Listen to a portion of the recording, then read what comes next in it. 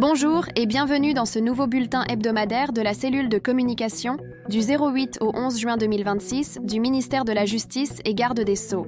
Le ministère a poursuivi la mise en œuvre de son programme de réforme portant sur le renforcement de la gouvernance économique et la lutte contre la criminalité financière.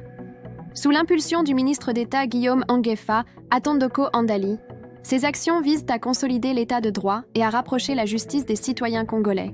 Le lundi 08 juin, le ministre d'État a lancé à l'INAFORGE une session de formation pour 50 cadres du Fonds de promotion de l'industrie. Cette formation prépare les agents à devenir officiers de police judiciaire pour renforcer la protection des ressources publiques et lutter contre les infractions financières.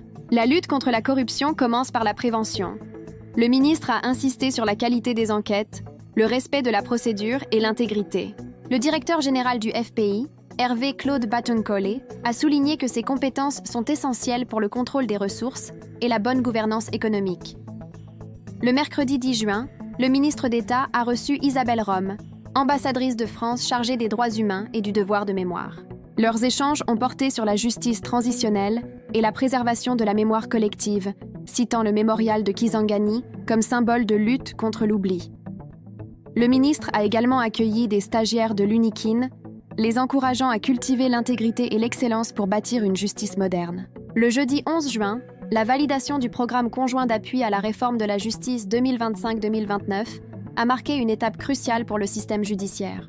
Ce programme vise la digitalisation, l'amélioration des conditions carcérales et la lutte contre le désert judiciaire par la construction de nouveaux complexes.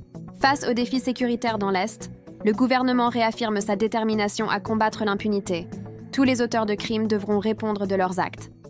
Dans les semaines à venir, nous poursuivrons la digitalisation, les initiatives anti-corruption et le renforcement de l'accès à la justice pour tous. Merci de nous avoir suivis. Restez connectés sur nos réseaux sociaux pour plus d'actualités. À très bientôt pour un nouveau point.